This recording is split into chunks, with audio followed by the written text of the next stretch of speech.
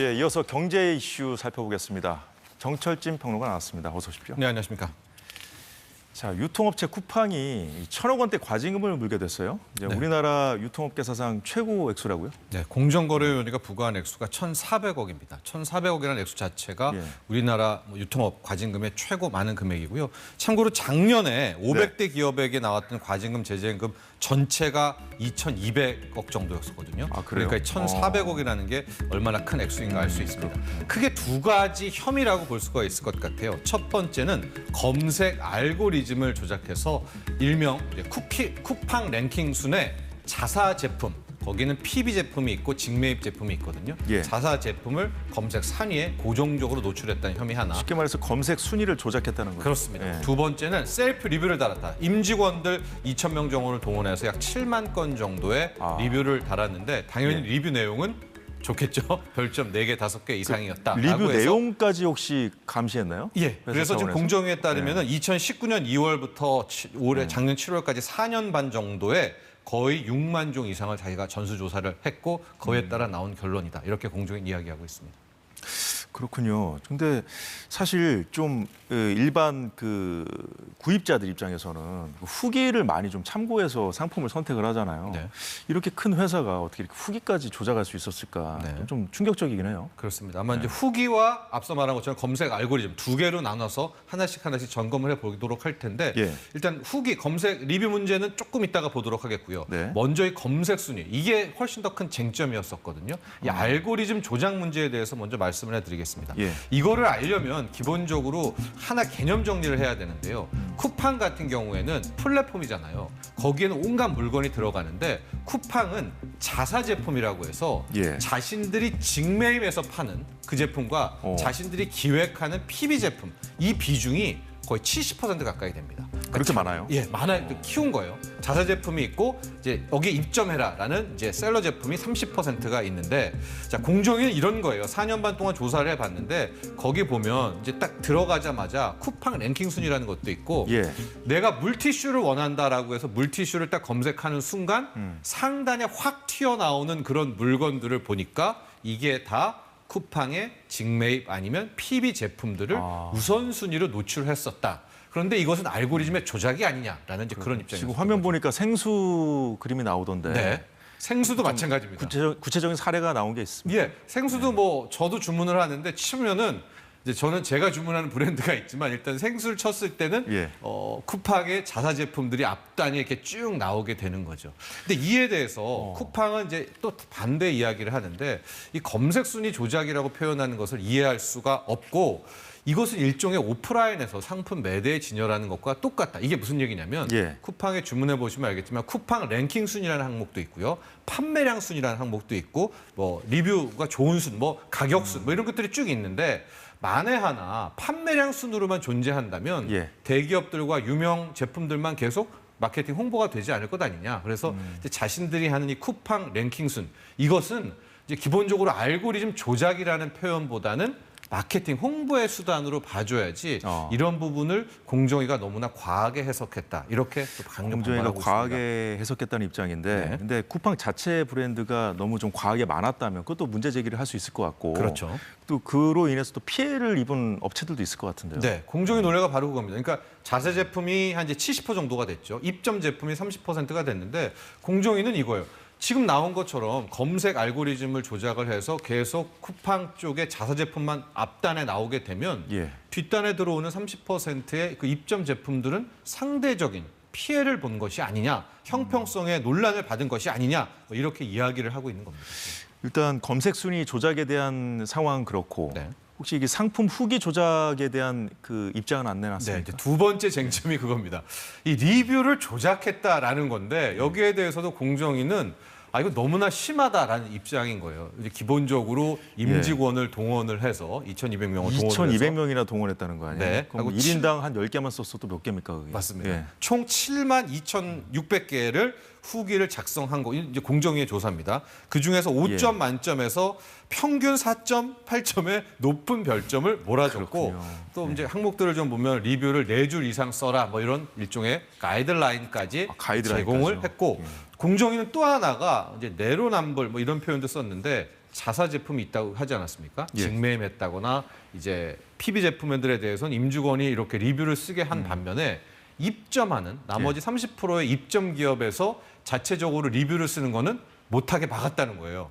그러니까 왜 자기의 자사 제품은 리뷰를 써도 되고 입점 제품은 못 쓰게 했느냐, 이걸 예. 이해할 수 없다는 게 공정의 입장인데 이에 대해서 쿠팡 측은 그게 왜 리뷰 왜곡이며 위계 행위냐, 자신들은 엄연히 임직원 체험단 후기라는 하나의 이제 캠페인 아닌 캠페인을 통해서 임직원 체험단이요? 네, 임직원 예. 체험단의 후기 작성을 했다라는 게 쿠팡 입장이고, 그럼 왜 입점업체 거에 리뷰를 막았느냐? 거기는 자신들이 컨트롤이 안 되고 자기가 그 내용을 알 수 없기 때문에, 반면에 자사 제품에 대한 후기는 컨트롤할 수 있기 때문에 막은 거다. 뭐 이렇게 좀 표현하고 있습니다. 지금까지 말씀해주신 쿠팡의 입장 사실 저는 좀 납득이 안 되는데 네. 거기에 더해서 이렇게 과징금 많이 부과시키면 네. 우리 로켓 배송도 못한다 이런 입장도 냈나요?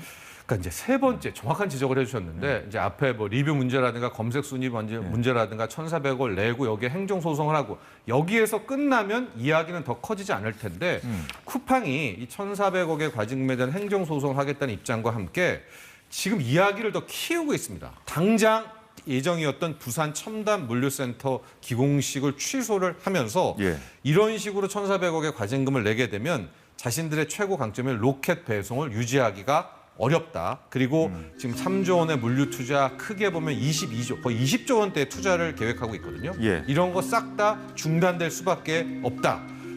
계속해서 공정거래위원회 이거를 자신들을 검색 알고리즘 조작이라고 한다면 예.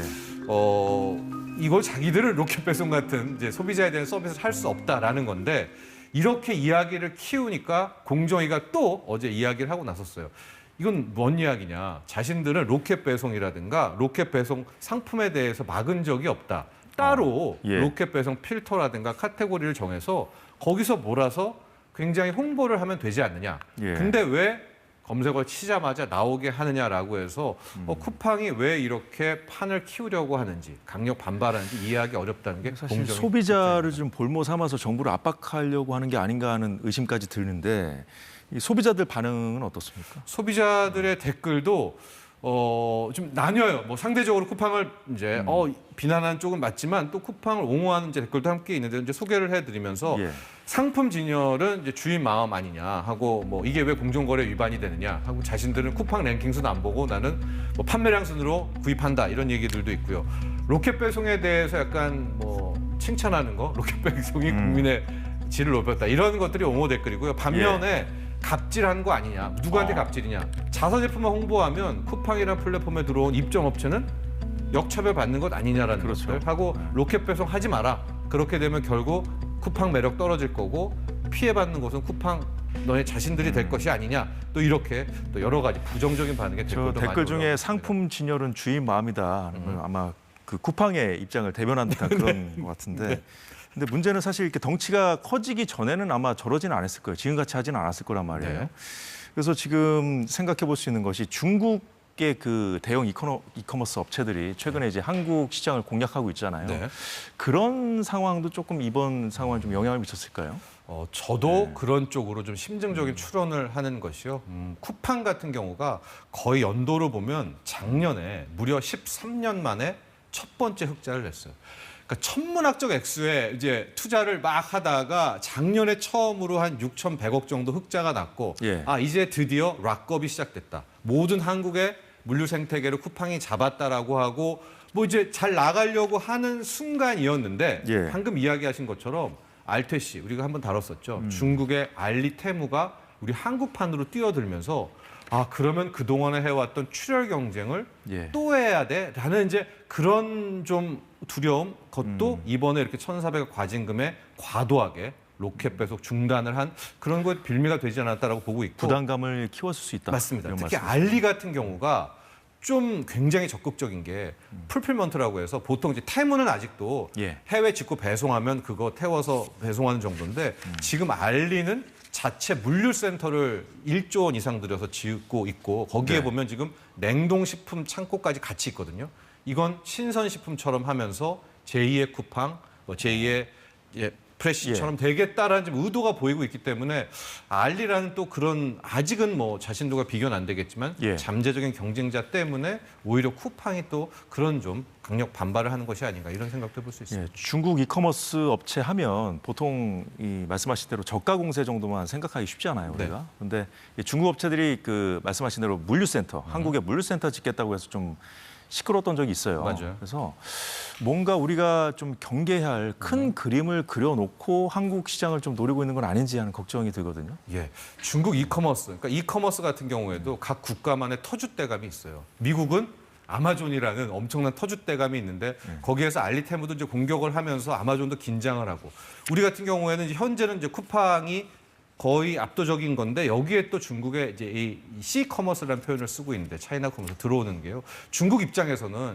자신들은 값싼 노동력, 값싼 제품들도 있죠. 하고 지리적인 이점으로 우리나라가 굉장히 가깝기 때문에 네. 한국의 소비 시장 같은 경우에는 자신들의 C커머스를 한 번 더 공략해 볼 수 있다. 아마 이런 포석도 함께 담겨 있는 것 같아요. 한국 소비 시장만을 노린 겁니까? 아니면 우리의 어떤 잘 갖춰진 유통망을 좀 노리는 측면은 함께 좀 없습니까? 노린 거라고 볼 수가 있겠죠. 특히 뭐 미국 다 공격을 하지만 유독 우리에게도 힘을 실는 이유가 아마도 그런 지리적인 접근성 또 우리의 소비자들이 워낙 또 ICT가 발달되어 있지 않겠습니까? 그래서 그런 점에 있어서도 좀 자체적으로 공략해볼 만하다 이런 판단한 것 같습니다. 좀 사실 뭐 아직까지는 이 저가 상품에 대해서 좀 몸비더워하는 소비자분들도 많이 계시고 말씀하셨듯이 그 쿠팡이 아직까지 선방을 좀 하고 있는 상황이잖아요. 저희가 그래서 그 분석업체가 내놓은 자료를 좀 정리를 해봤습니다. 네.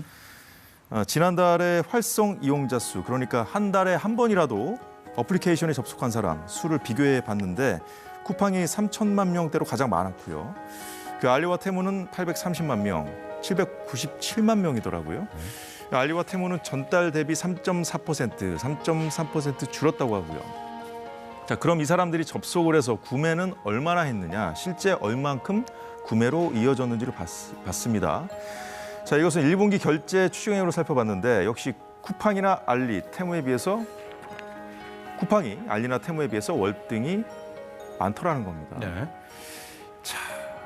아직은 좀 안심을 해도 되는 상황이죠. 1분기 때 알테시, 알리테무, 쉬인, 이제 C커머스 중국의 공격들 많이 한다라는 언론도 나왔었고 테무 같은 경우에는 어마어마한 마케팅 비용을 이제 쏟아 부었거든요. 근데 앞서 말한 것처럼 1분기 결과를 놓고 보니까 검색입니다. 상품도 찾아보고 한 것들 순위를 보면 한 3건 찾아봤다. 쿠팡에서. 그러면 알리테무, 쉬인, 이 C커머스를 통해서 한 건 정도를 이제 찾아본. 그러니까 아직도 뭐 그런 공세에도 쿠팡을 더 많이 찾아봤고 더 중요한 게 실제 소비 아니겠습니까? 결제 금액으로 보면 10분의 1이에요. 그러니까 10배 훨씬 더 많은 쿠팡의 이익이기 때문에 다 합친 겁니다. 여기는 네. 알리테무. 알리가 뭐 크다 해도 아직까지는 쿠팡이고 쿠팡 생태계, 특히 로켓 배송이 현재로서는 현재 라이브 커머스, 이 온라인 커머스 업체들이 주장하고 있는 이제 락업, 한국의 소비자들을 올가맸다. 이렇게 1분기까지만 놓고 볼 수가 있는데 그래서 더 쿠팡이 이번에 강력 반발을 하는 거예요. 이 시점에 자신들은 다 해놨다고 생각하는 시점, 작년에 6천억 정도의 이익도 내고 흑자 시대가 열리는 이 시점에 거의 6천억의 25% 아닙니까? 1,400억이라는 과징금 부과하고 안 그래도 저 알리테무 때문에 신경 써서 투자 더 하려고 하는데 뭐 그런 것들이 이렇게 좀 로켓 배속 중단이라는 이야기로 여기에 대해서 소비자단체는 지금 물타기라는 표현을 쓰고 있는데요. 이런 쪽까지 오게 된 건가? 또 그런 추론도 가능한 것 같습니다. 지금 중국 업체들이 치고 들어온 상황에서 뭐 이렇게까지 하냐 하는 좀 억울함을 호소한 것 같은데요. 그래도 소비자를 기만하면 안 되겠죠. 정철진 평론가 말씀은 여기까지 듣겠습니다. 고생하셨습니다.